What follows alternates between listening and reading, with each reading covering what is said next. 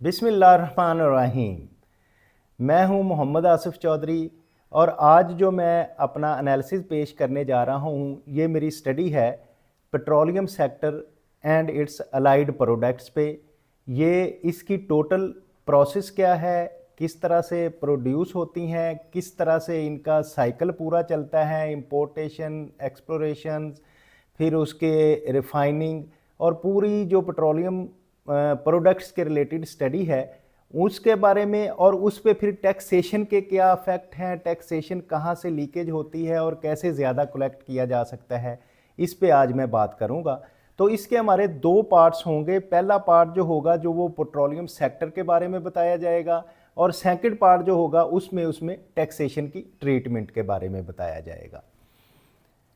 तो जो मेरी सीक्वेंस होगा प्रेजेंटेशन का वो सबसे पहले हम देंगे overview of the sector, then cost of production इसकी बताई जाएगी किस तरह से होती है, फिर प्राइसिंग मेथड क्या होता है, फिर ये टोटल कितना शेयर करती है पाकिस्तान की इकॉनमी में और टैक्स में कंट्रीब्यूशन कितना है ये बताया जाएगा, फिर इसका टोटल बिजनेस ऑपरेशन क्या होता है ये बताया जाएगा, फिर steps taken by federal board of revenue to stop the leakage of revenue वो बताया जाएगा कि एफबीआर क्या क्या स्टेप्स ले रहा है, किस तरह से रेवेन्यू की लीकेज को रोका जा सकता है।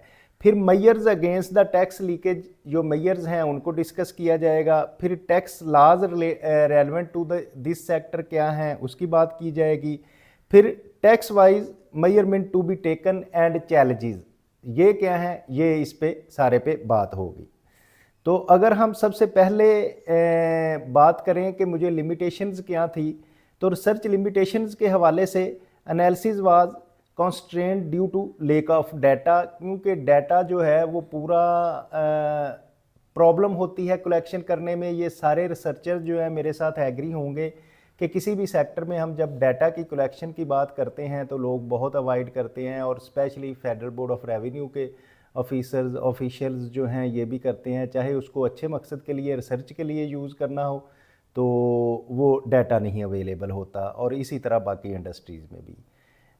देन की matrices and financial data were incomplete, तो ज़ाहिर है वो पूरा डाटा नहीं होता था, तो नहीं है, तो इसकी वजह से इनकम्प्लीट डाटा पे वो रिसर्च की है, तो ये थोड़ी सी है।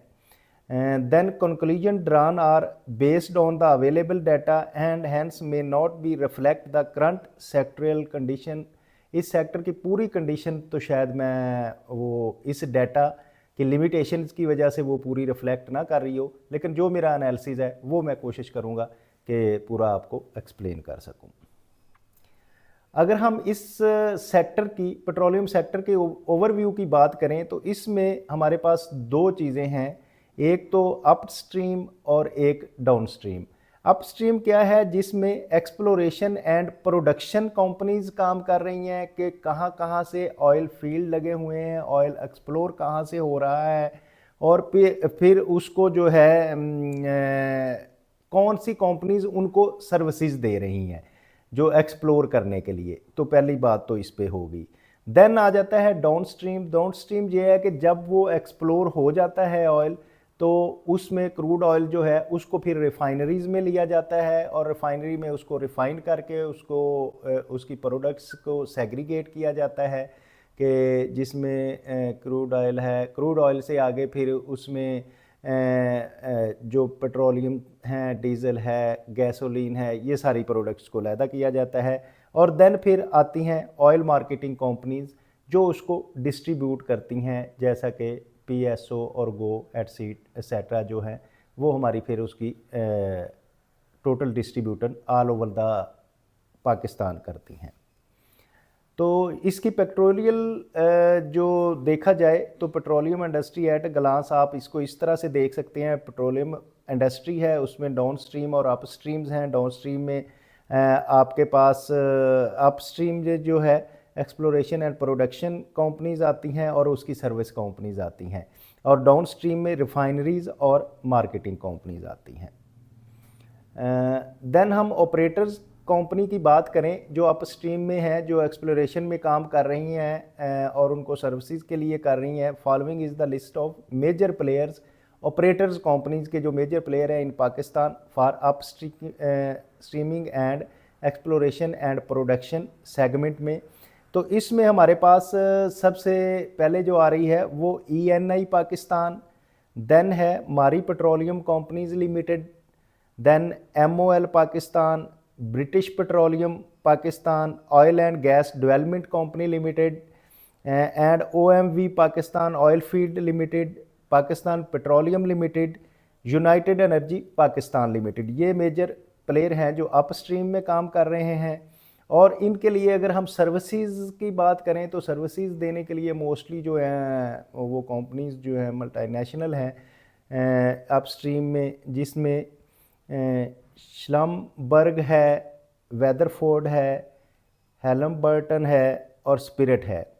तो सर्विसेज कंपनी क्या इनको देती हैं जी? सर्विसेज कंपनी जो सर्विसेज देती हैं, कौन सी सर्विसेज रेंडर करती हैं? जिसमें ड्रिलिंग की, जब वेल ड्रिल किया जाता है ऑयल निकालने के लिए, वो ड्रिलिंग की सर्विसेज, सरफेस टेस्टिंग की देती हैं कि कहाँ पेट्रोलियम प्रोडक्ट्स हो सकती हैं उसको टेस्ट करने के लिए, फिर evaluation and seismic acquisition and processing, जो उसमें पेट्रोलियम के लिए टोटल एक्वायर करना और उसकी एक्विजिशन करने के लिए देती हैं। वेल टेस्टिंग की ये सर्विसेज देती हैं, वेल सीमेंटिंग की देती हैं and simulations ground water extraction जो है इसकी सर्विसेज जो है सर्विसेज कंपनी वो प्रोवाइड करती हैं।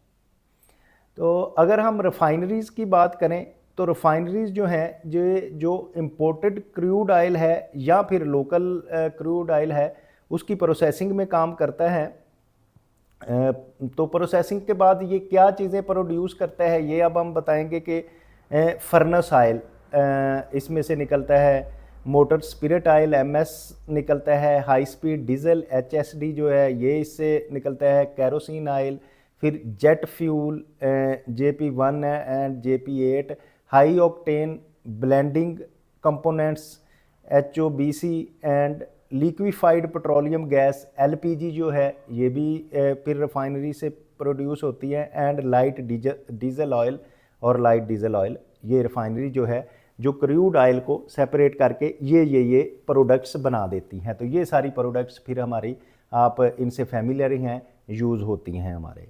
रिफाइनरी कैपेसिटीज़ जो हैं एज 30 जून 22 को at 20.8 million ton per year, यानी कि 20.8 million ton per year produce होता है इसमें।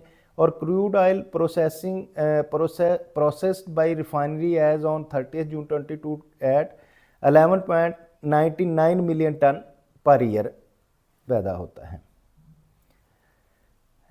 तो अगर हम डिमांड की बात करें तो डिमांड फॉर पेट्रोलियम प्रोडक्ट्स जो है वो हमारे पाकिस्तान के लिए जो है वो 20.80 मैट्रिक टन है, लेकिन जो हमारी रिफाइनरीज़ हैं उनकी जो कैपेसिटी वो 58% ऑफ द कंट्री डिमांड जो है वो हमारे रिफाइनरीज़, लोकल रिफाइनरीज़ प्रोड्यूस करती हैं, जो कि 11.99 मैट्रिक टन है। और जो इंपोर्ट ऑफ पेट्रोलियम प्रोडक्ट्स है वो 42% है, 8.81 मैट्रिक टन है। Crude oil requirement for the refinery जो है वो 400,000 बैरल पर डे रिक्वायरमेंट है क्रूड ऑयल की, out of which 22% is supplied by the local exploring and production companies and 78% is imported. तो हमारा जो पाकिस्तान का मेजर रेवेन्यू जो है ये जो 78% हम इंपोर्ट करते हैं इस इंपोर्ट पे लग जाता है, या पेट्रोलियम प्रोडक्ट 48% जो हमें करनी पड़ती है। तो हमारा जो कंट्री का मेजर सरमाया है वो इस इंपोर्ट में चला जाता है। तो अब अगर हम रिफाइनिंग कैपेसिटी एंड यूटिलाइजेशन की बात की जाए तो हमारे पास जो रिफाइनरी हैं और उनकी refining capacity in million ton per year कितनी है, और crude oil processing in million ton कितना है, ये अब हम बात करेंगे। तो इसमें Cnergyico Pakistan PK limited, Byco petroleum limited जो है वो टोटल उसकी रिफाइनिंग कैपेसिटी अगर मिलियन टन में बात करें तो 7.10 मिलियन टन है। और क्रूड ऑयल प्रोसेसिंग की बात करें तो 1.14 मिलियन टन है। इसी तरह पाक अरब रिफाइनरी है जिसकी 5.5 मिलियन टन रिफाइनिंग कैपेसिटी है और क्रूड ऑयल की 5.40 है। और अगर नेशनल रिफाइनरी, अटक रिफाइनरी और पाकिस्तान रिफाइनरी या इंसार 2 पेट रिफाइनिंग फैसिलिटीज़ की बात की जाए तो ये टोटल हमारी रिफाइनिंग जो है 20.80 million ton per year production है और इसी में क्रूड ऑयल जो है 11.99 मिलियन टन प्रोडक्शन है। अब जब रिफ़ाइन हो गया और रिफ़ाइनिंग के बाद जब पेट्रोलियम प्रोडक्ट्स बन गई तो उसमें फिर आगे आ जाती हैं ऑयल मार्केटिंग कंपनीज़ जिनको हम OMCs कहते हैं, ऑयल मार्केटिंग कंपनीज़। तो OMCs exist in Pakistan since OGRA was founded in 2002। OGRA जब आया तो इसको ऑयल मार्केटिंग कंपनीज़ का इनको स्टेटस दिया गया। तो उसमें they perform a variety of task such as importing. अब ऑयल मार्केटिंग कंपनीज क्या करती हैं कि वो अपना पेट्रोलियम प्रोडक्ट्स इंपोर्ट भी करती हैं, प्रोसेस भी करती हैं, डिस्ट्रीब्यूट भी करती हैं and storing petroleum product across the country, और इनके अपने स्टोरेज भी हैं। The key OMCs in Pakistan based on market share and operation significance are as under. तो जो उनके की हमारे प्लेयर हैं वो कौन कौन से हैं, उनकी अगर बात करें तो सबसे बड़ा जो है वो पाकिस्तान स्टेट ऑयल है, PSO, जिसके पेट्रोल पंप आपको अक्सर नज़र आते होंगे मार्केट में जाते हुए। फिर उसमें gas and oil Pakistan limited जो गो है, गो के आजकल नया ये न्यू इमर्जिंग कंपनी है जो काफ़ी प्रोग्रेस कर रही है। और फिर शेल पाकिस्तान है जो पुराना है, अटक पेट्रोलियम लिमिटेड और टोटल पार्को लिमिटेड TPPL। ये आपको पेट्रोलियम, इनके पेट्रोल पंप जहाँ से भी आप फ्यूलिंग करवाते होंगे आपको ये नज़र आते होंगे ऑयल मार्केटिंग कंपनी के डिस्प्लेज हैं। तो इसमें अगर हम PSO जैसे मैंने आपको बताया था कि सबसे बड़ा है पाकिस्तान स्टेट ऑयल, और इसकी अगर हम बात करें तो इसका share in OMCs oil market company में 80% शेयर सिर्फ POS के पास है। तो बाकी जो 20% बाकी जितनी भी मैंने बात की उसकी उनके पास है, उसका शेयर है। तो लार्जेस्ट डिस्ट्रीब्यूशन नेटवर्क है इसका जिसमें 3754 आउटलेट्स हैं इसके टोटल।